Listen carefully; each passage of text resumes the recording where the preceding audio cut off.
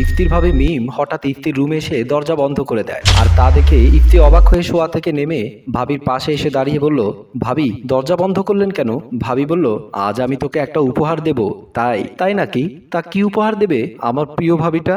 ভাবি বলল, তোকে এমন জিনিস দেব তুই কল্পনাও করতে পারবি না। ইফতি বলল, আমার ভাবি তো দেখছি আমাকে অনেক ভালোবাসে, তার জন্যই তো এই দিনটার অপেক্ষা করছি। ইফতি বলল, ভাবি তাহলে তাড়াতাড়ি দেন, আমার আর তর সইছে না। ভাবি বলল, আরে দাঁড়াও দাঁড়াও, এত তাড়া কিসের? তার আগে বল যেটা দেব সেটার কথা কিন্তু কাউকে বলা যাবে না। ইফতি বলল, আচ্ছা ঠিক আছে, কাউকে বলবো না, এবার দেন। ভাবি ইফতির হাত ধরে খাটের পাশে নিয়ে যায় আর তার ওড়না ফেলে দেয়। ইফতি সাথে সাথে চিৎকার দিয়ে বলল, ভাবি এটা কি করছেন? ভাবি বলল, তোকে আমি আমার সবচেয়ে বড় উপহারটা দিচ্ছি, কেন তুই নিবি না? ইফতি বলল, তাই বলে কাপড় কেন খুলছেন? আরে বাহ, কাপড় না খুললে কিভাবে দেব? ইফতি বলল, ভাবি আপনি আসলে কি চাচ্ছেন বলুন তো? ভাবি বলল, আমি চাচ্ছি তুই আমাকে আজ এমন কিছু দিবি যাতে আমি ভবিষ্যতে মা হতে পারি। ইফতি বলল, না ভাবি এটা কখনোই হতে পারে না, আমি ওরকম ছেলে না, আপনি ভালো করেই জানেন। আর এটা আমি আপনার কাছে আশা করিনি।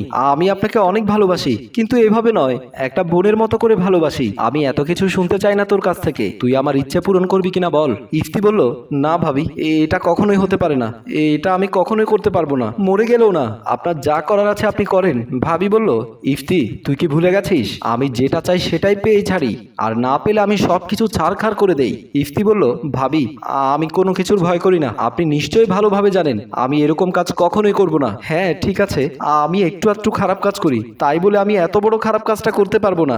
ভাবি বলল, চুপ, অনেক হয়েছে, আমি শেষবার মতো বলতে চাই আমার প্রস্তাবে রাজি হয়ে যা, না হলে তোর কপালে দুঃখ আছে। তুই কিন্তু ভালো করে জানিস আমি যত ভালো তত খারাপ, আর তুই বোঝার চেষ্টা কর, এতে দুজনেরই ভালো, আমার সংসারটাও বেঁচে যাবে আর তুইও মজা পাবি, আর তুই যখন চাবি আমার কাছে আসবি, বাধা দেব না। ইফতি বলল, ছি ভাবি ছি, আপনার এসব কথা বলতে একটুও লজ্জা লাগছে না? আপনি সংসার বাঁচানোর জন্য এটা করছেন? ছি, আপনার লজ্জা হওয়া উচিত। আমার ভাইয়া আপনাকে কত ভালোবাসে, বাড়ির কেউ যদি এসব জানতে পারে আপনি তখন তাদের সামনে মুখ দেখাবো কিভাবে? এটা বলেই ইফতি কান্না করে দেয়, আর একটা কথাও না বলে কাঁদতে কাঁদতে দরজা খুলে বাইরে চলে আসে। ইফতি ছাদে বসে এক নজরে তাকিয়ে ভাবছে, ভাবি আমার সাথে এটা কি করলো, কেন করলো? তার সাথে থাকা এত ভালো সম্পর্কটা আজ শেষ হয়ে গেল। আমি আপনাকে দেখতে পারি সেটা পরিবারের সবাই জানে, তাহলে ভাবি কেন আপনি এমনটা করে সবটা শেষ করে দিলেন? আমি তো ভাবতেই পারছি না। ভাবিকে আমি বুঝাবো আপনি যেটা করেছেন সম্পূর্ণ ভুল, হয়তো ভাবি বুঝতে পারবে। তারপর উঠে যায়।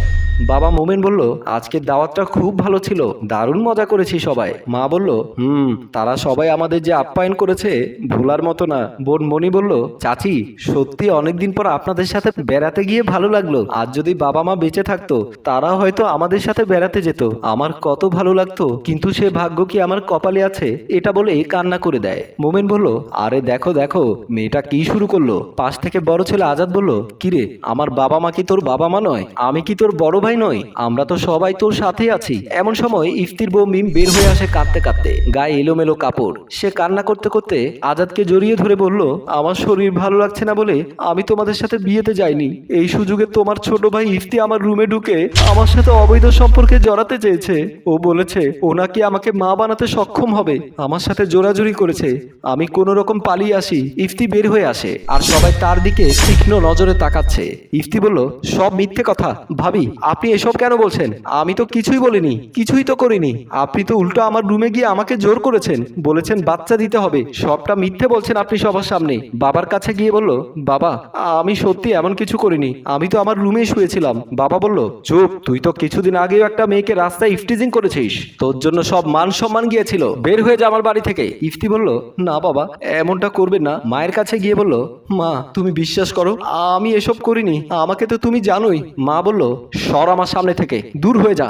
ভাইয়ের কাছে গিয়ে বলল, ভাইয়া বিশ্বাস করো সবটা মিথ্যে অপবাদ। আজাদ ঠাস করে থাপ্পড় দেবে। তোকে কিনা দিয়েছি, যখন যা চেয়েছিস তোকে দিয়েছি, আর তুই এসব করতে পারলি তোর ভাবির সাথে? যা আমার সামনে থেকে, তা না হলে আমার হাত উঠবে। এসব শুনে চাচাতো বোন মনি সেখান থেকে চলে যায়। ইফতি কান্না করতে করতে সবাইকে বোঝানোর পর তার ভাবির কাছে গিয়ে বলল, ভাবি এত বড় ভুলটা আপনি করতে পারলেন, আমার ভাবতেও খুব কষ্ট হচ্ছে। এতদিন জানতাম দেবর ভাবির জন্য মৃত্যু স্বরূপ, আজ দেখলাম ভাবি দেবরের জন্য মৃত্যু স্বরূপ। তারপর বড় ভাই তাড়িয়ে দেবে ধাক্কা ধাক্কা দিয়ে সে বের হয়ে যায় কান্না করতে করতে। ইফতি সিঁড়ি দিয়ে হাঁটছে, সে হঠাৎ দেখতে পেল সিঁড়ির গোড়ায় দাঁড়িয়ে আছে মনি। সে দৌড়ে তার কাছে গিয়ে তার হাত দুটো ধরে কাঁদতে কাঁদতে বলল, তুই তো আমাকে বিশ্বাস করিস, তুই আমার বাবা মা ও ভাইকে বুঝা না, আমি কিছু করিনি। মনি বলল, বিশ্বাস তো অনেক আগে উঠে গিয়েছিল, যখন ভাবির সাথে তোর মেলামেশা দেখতাম, আর আজ তো নিজের চোখেই দেখলাম। ইফতি বলল, হ্যাঁ পাগলি, তুই এসব কি বলছিস? বল না আমি এরকম না, বল না।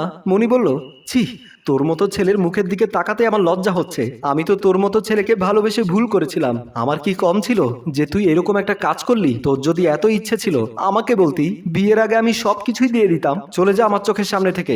ইফতি বলল, তুইও আমাকে বিশ্বাস করতে পারলি না রে, এই ভালোবেসেছিলে আমায়। এই বলে কান্না করতে করতে সেখান থেকে চলে যায়। এক সপ্তাহ পর ওদিকে উর্মিও বেশ চিন্তায় মনে মনে ভাবছে, আমার এসব করা উচিত হয়নি, কত ভালো ছেলেটাকে এমনটা অপবাদ দিলাম। ইফতি এক জায়গায় বসে কল দিল তার ভাবিকে। ভাবি কল রিসিভ করতে, মনি কেমন আছে জানার জন্য কল দিয়েছি, আমি আপনার সাথে বা কারোর সাথে কথা বলার জন্য ফোন দেনি। মিম সাথে সাথে চিৎকার দিয়ে বলল, ইফতি তুই এখন কই? তোকে আমি অনেক কষ্ট দিয়েছি আর আমি অনেক ভুল করেছি, তুই ফিরে আয় ভাই, আমি আমার পাপ সবার সামনে বলে দেব, তুই ফিরে আয়। আমার খুব কষ্ট হচ্ছে তোকে না দেখে, আমি রাগের বশে এসব করে ফেলেছি, তুই চলে আয় ভাই। কান্না করে দেয়।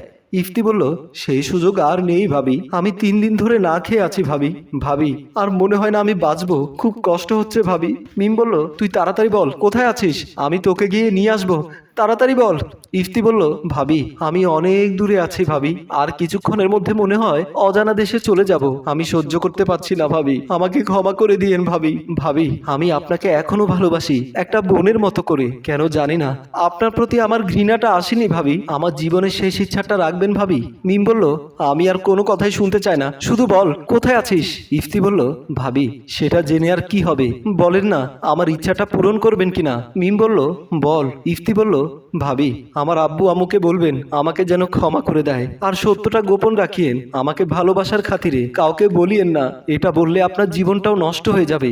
ভাবি পারলে আমার ভুল ত্রুটিগুলো ক্ষমা করে দিয়েন, আর পারলে সবাইকে আমার অগ্রিম মৃত্যু সংবাদটা দিয়ে দিয়েন, ভালো থাকিয়েন। ঠিক সেই মুহূর্তে মোবাইল বন্ধ হয়ে গেল, চার্জ শেষ। ইফতি তা দেখে হেসে বলল, জীবনের তো সব শেষ হয়ে গেছে, আর তুই বাকি থাকিস কেন?